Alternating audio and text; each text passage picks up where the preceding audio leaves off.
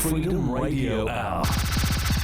Live on Capital Radio 91.6 FM.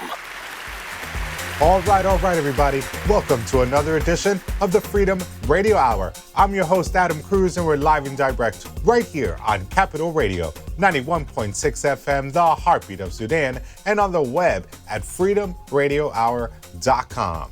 I'd like to take the opportunity to thank our listeners and our viewers for checking out freedomradiohour.com, downloading our free app. If you search us out, you'll get all of our episodes, our podcasts, music, and merch, and more. So check us out there. Thank you for checking out our YouTube channel at Freedom Radio Hour. Definitely click the subscribe button and leave a comment, a review wherever you get your podcast. We appreciate it a lot. All right. So I want to make sure that you guys know that tonight we're giving you fantastic music, but beyond that, we're also here to be your number one source for music business news and trends from around the globe. All right, let's move out up front because right now we're dealing with the pandemic and what's going on as a result of the music business and the ups and downs. So I think it's important that we talk about a great article that just came out on the Financial Times. In this article, it talks about Arkansas, an artist, a blues rock musician by the name of Travis McCready. Travis McCready is set to hopefully play either this week or next week the very first socially distanced concert that's been happening here in the States. We've been in the midst of several weeks of a lockdown, as most of us have been locked down at home.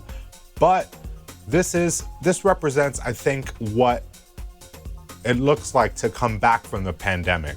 Let me give you some details. So Travis McCready and his team are in Arkansas in Fort Smith. They are trying to play either this week or next week in one of the arenas. Why Arkansas? Because it's one of the earlier states that have allowed re-entry and reopening of some of these establishments, especially around concert venues. Their reopen date is May 18th. So we're going to see pretty quickly what reopening looks like in the context of live music. In particular, Travis McCready's people are working with a concert hall that will do several things. Number one, it will require that every person that attends have their temperature taken. They must wear a mask. They also will group people in certain ways and create social distancing from there. They also will remain only at maximum 20% of normal capacity.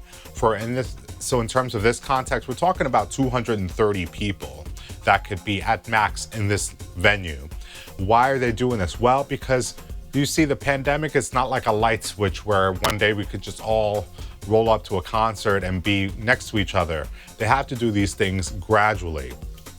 So this group, this performer, Travis McCready, is really trying to set a benchmark or a prototype, if you will, of what reentry might look like or reopening will look like. I'm really interested to see what this will look like because while independent artists might be able to do something smaller like this, bigger names are going to not be able to take on this kind of thing. The article that I'm talking about from the Financial Times also quotes Bill Zisblatt. He's one of the managers for the bigger groups like the Rolling Stones and U2. He makes some great points. First of all, he's like, these kinds of groups, they're not going to be into wanting to do a fraction of the show or some sort of deal with a fraction of the audience. They are into the jumping up and down and screaming, carrying on. That's part of the concert experience, right?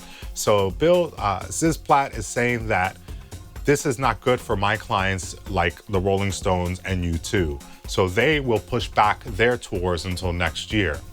But I do think that whether you're the Rolling Stones or Travis McCready, the gradual approach is going to be the most realistic. And so this is probably why those bigger groups are going to wait for a while. But that adds pressure to Live Nation, who last year earned $28 billion globally. And now they're totally at a standstill. And it looks like the global music market will drop significantly when you think about the studies and reports for next year as a result of what we're dealing with today. So I think this article is really, really telling. I'm going to post it at freedomradiohour.com so you can get a glimpse of what artists like Travis McCready are thinking about in terms of what social distancing will look like in a live concert setting. Anyway, let's take a break. When we come back, we're going to talk more about the pandemic as it relates to the music business. Also, some more news that I think you might want to know about. Come back with us. Capital Radio, 91.6 FM, the Heartbeat of Sudan, and on the web at freedomradiohour.com. See you in a bit. From author and music industry leader Adam Cruz, check out the new book, Free the Music Business, Tips and Tales from an Indie Music Nerd. Available now on paperback, Kindle, audiobook and soundtrack, courtesy of Mixtape Sessions.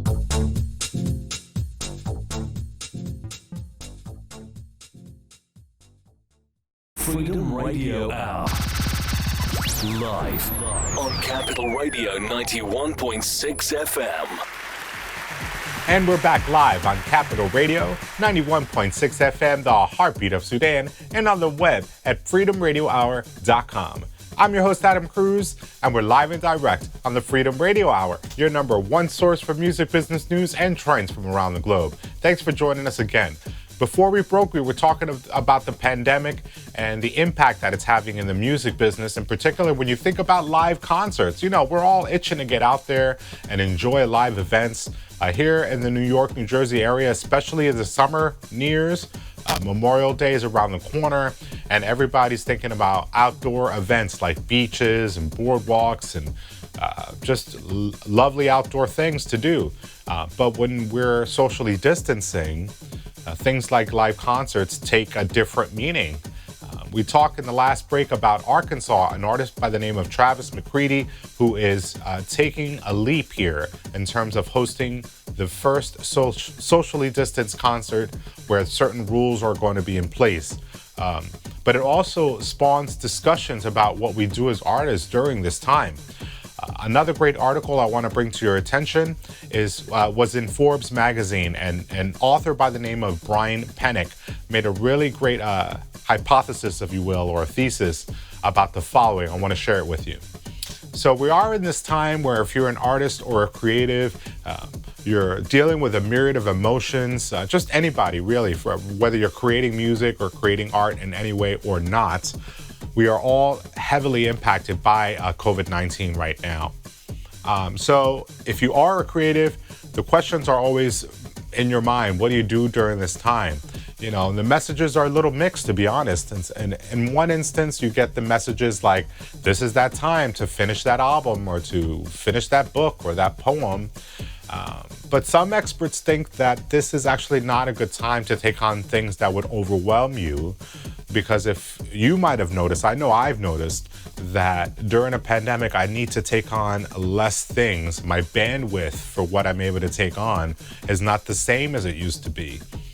So I had to adjust my work schedule, my life schedule, just so that I could accommodate this difference in my life.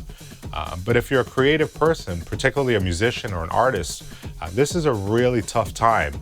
And so this author in Forbes magazine, Brian Pennick, was talking about two musicians that he theorized would come out of this pandemic, and I want to talk to you about it.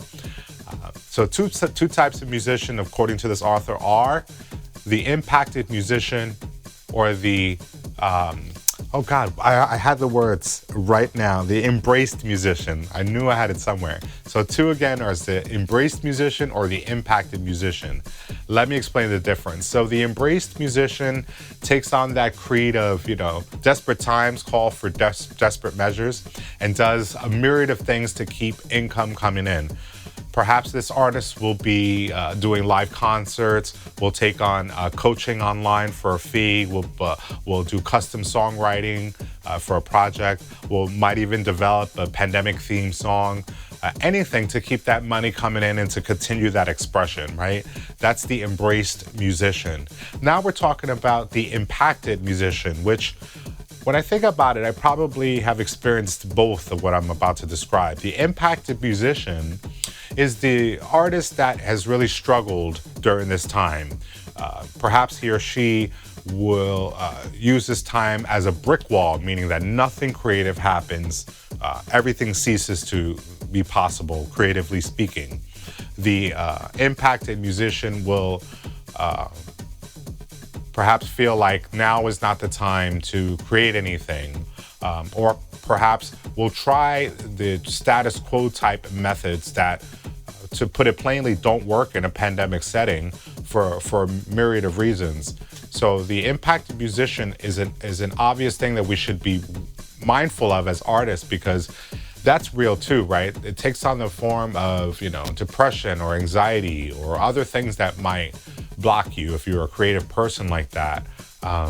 And so if you could think about which musician you'd like to be in this pandemic, I think it makes it easier to understand. Because I know, like I said, I've been the impacted musician and the embraced musician, trying to take opportunity where I can, but also to be mindful about what's out there. I talked before about, as a record label owner, what you do during this time to release music. There is that theory that perhaps some feel that it's in poor taste to put out music right now for pay because people are not at work or have lost their job. But others feel like this is the prime time to release that new song or book or whatever, because if not now, when? I think it's a really important piece. But I want you to consider, if you're a creative person out there, or during this time you're thinking, maybe I should take on some form of creativity, think about this question. Are you the impacted musician, or are you the embraced musician? And even if you're just a human being, are you going to be in front of this pandemic or let it take hold of you? I always think about my sister-in-law, Esther, who is an actor, a creative person, who does organization. So she'll come to your house and organize closets for you and your space and etc. She's great at that stuff. And I always look to her because, especially during this pandemic, Esther is living her quarantine life. I just feel like this is a time to be inspired and to strategize, to make a plan for yourself. And if you're not able to, figure out what the bandwidth is for yourself in terms of what you're able to accomplish.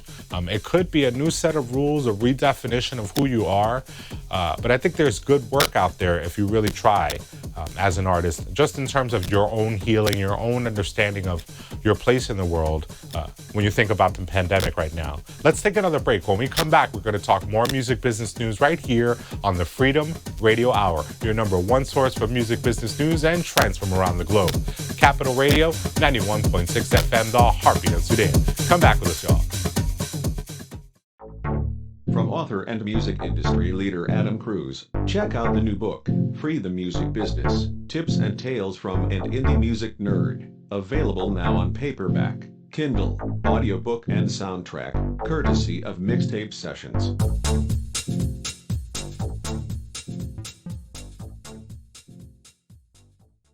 Freedom Radio Hour. Yes, you're back right here live on Capital Radio 91.6 FM, the Heartbeat of Sudan. And you're deep, deep, deep in the zone right here on the Freedom Radio Hour, your number one source for music business news and trends from around the globe. I'm your host, Adam Cruz, and I'm so excited that you came back with us. Let's jump right out in front. We want to talk about what's been going on with video games. I want to talk about Epic Games. They were originally known for this really popular game called Gears of War, but they had been known in the circles for a long time. But when they launched in 2017, Fortnite, a new program, a new application, a new thing, everybody gravitated towards this Fortnite game. Currently, Fortnite has over 250 million registered users, and it's a phenomenon. But what we're seeing now is a collision that's happening between video gaming and the music business. Let me give you an example. Just recently, hip-hop artist Travis Scott, he hosted a virtual concert inside the Fortnite game. So what did he do? So basically, users to the tune of, I think, nearly 10 million of them, all basically enjoyed these 4 pre-recorded Fortnite experiences that Epic Games and Travis Scott's people issued. During the virtual concert, he also premiered a brand new track called The Scotts, which featured himself as well as Kid Cudi. And so that blew up that record. So just by the participation within Fortnite, it garnered over 7.5 million plays in the first 24 hours on Spotify. So what are we seeing? We're seeing a new level of pairing where the artist takes his or her music and aligns it, not like what we've seen before with cell phones or newspapers or things like that, or even streaming services. And now you're seeing more of this interplay between video games and the music business.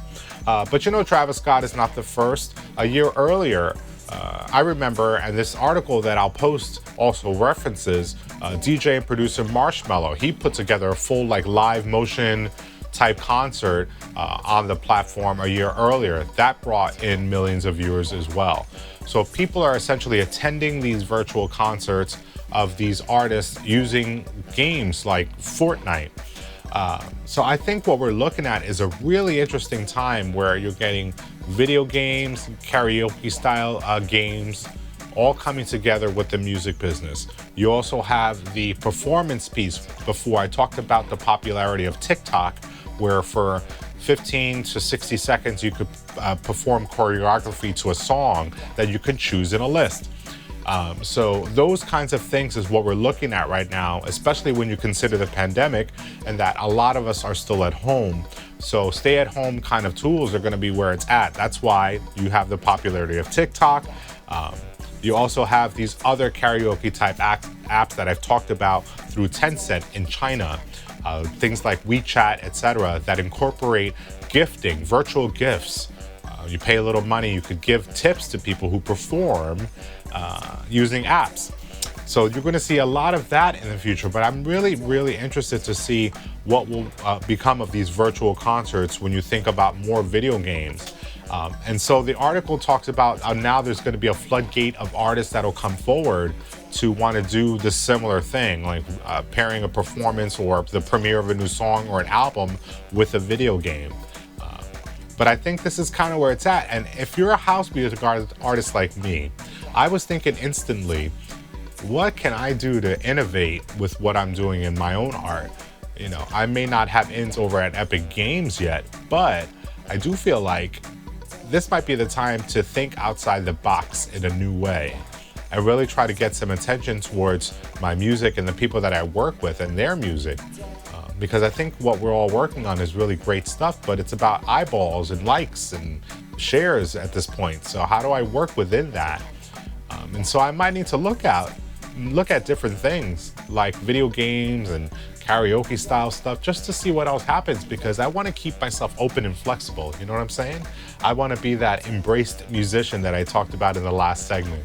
So I'll keep you guys posted with everything that I'm talking about or things that I try. I'll share with you and you can let me know whether you tried it and what you think. Anyway, I'll keep you all posted on what I'm talking about. That's all the time we have for today. Thank you so much for tuning in to the Freedom Radio Hour. Make it your business to check out the website at freedomradiohour.com. Download our app.